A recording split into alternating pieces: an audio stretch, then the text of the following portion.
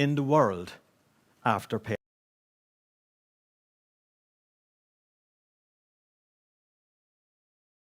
Good evening. The greatest prize that life has to offer is to work at work worth doing. As Pádraig says, I'm a teacher, possibly the most important profession in the world after parenting. Ken Robinson said that the core of education is to prepare children for a world after school. So how are we doing? Are we preparing our young people for a life of tests or for the tests of life?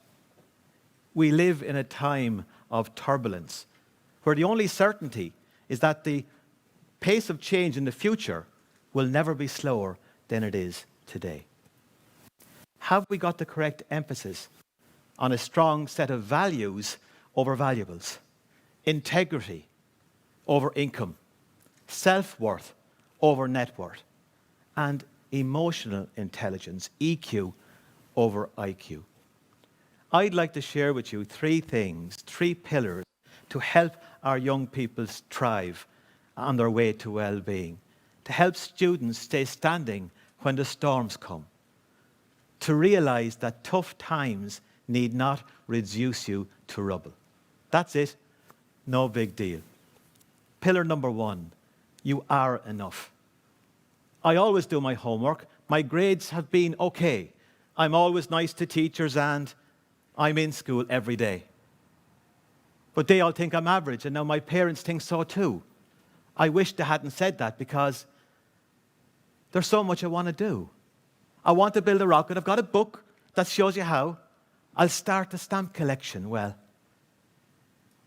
there's no use starting now, because since I found out I'm average, I'm just smart enough, you see, to know there's nothing special that I should expect of me. I'm just part of that majority, that hum part of the bell, and live their lives unnoticed in an average kind of hell. We all talk to ourselves. If you're sitting there saying, I don't talk to myself, who said that? You're talking to yourself. We can be very hard on ourselves, would you agree? The most important words that you ever hear in your life are the words that you say to yourself and believe. You see, belief in yourself costs nothing, and every one of us can afford it. I was taught that by a man that I'm proud to share the same badge with, the patrician brother Colm O'Connell, the world's greatest successful athletics coach, trainer of David Rudisha, world champion, double Olympic champion, world record holder. The great, the good, the not so good, be the path to his door to find out the secret. Now, I haven't cleared this with the TED authorities, but I'm going to tell you the secret on one condition, that you tell everybody. We're born with two fears, the fear of loud noises and the fear of falling over. All other fears are learned along the way.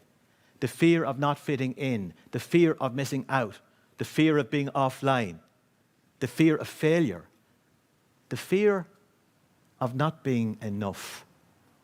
Colm's secret is as simple as it is profound. You see, it's hidden in plain sight. You are, you were, you always will be enough. Your enoughness is not something outside of you waiting to be discovered. Really, it's inside of you waiting to be recovered.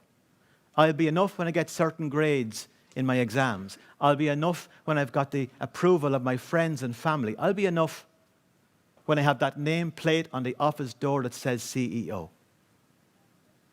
When you let it seep into your consciousness that you are already enough and nothing outside of yourself will make you more enough than you already are, you're free to change your emotional state from one of fear and anxiety to one of effort and application. You're free to give it a go, to do the best you can with the ability that you have, in the time that you've got, in the space that you're in. You're able to reframe fail as first attempt in learning. Mistakes become vile, very interesting learning experiences.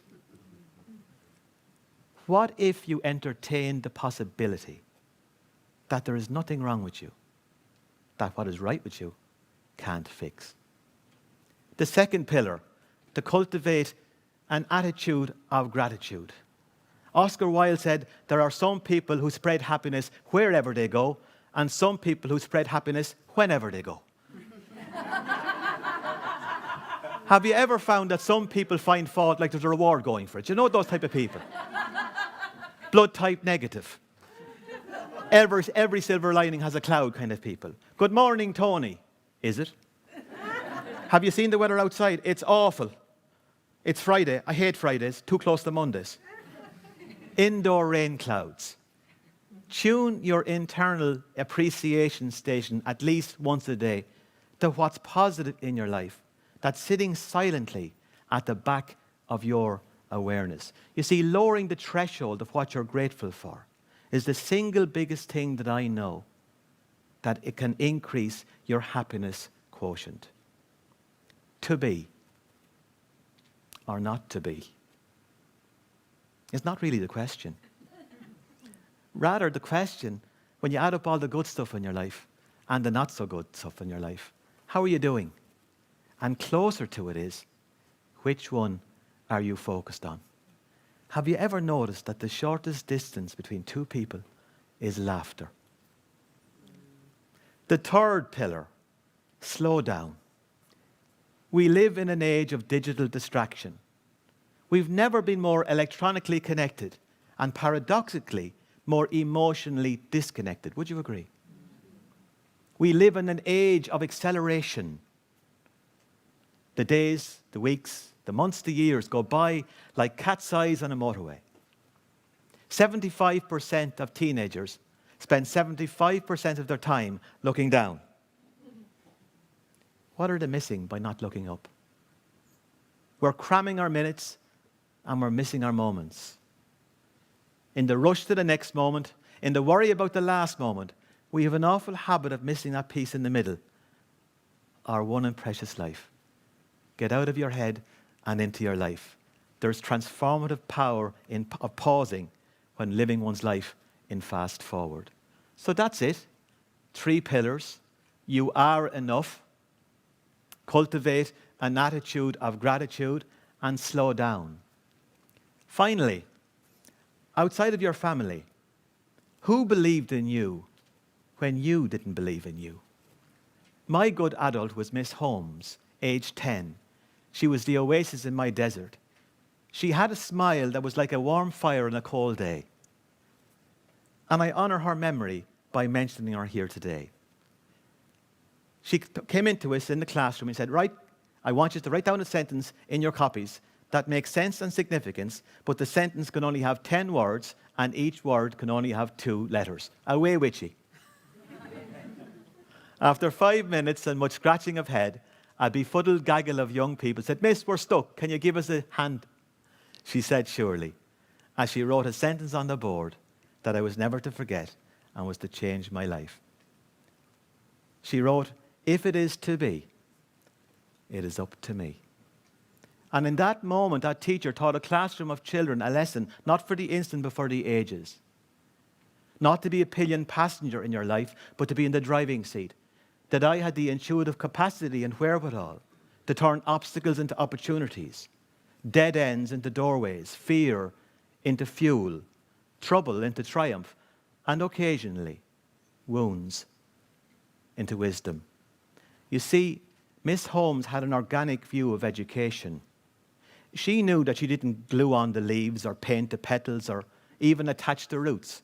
She created the conditions for us to thrive and to flourish and to do what comes naturally, to grow.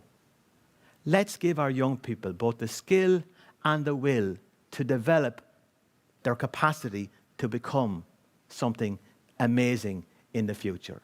Let's help them remind themselves that life is like a camera. Focus on what's important. Capture the good. Develop from the negatives.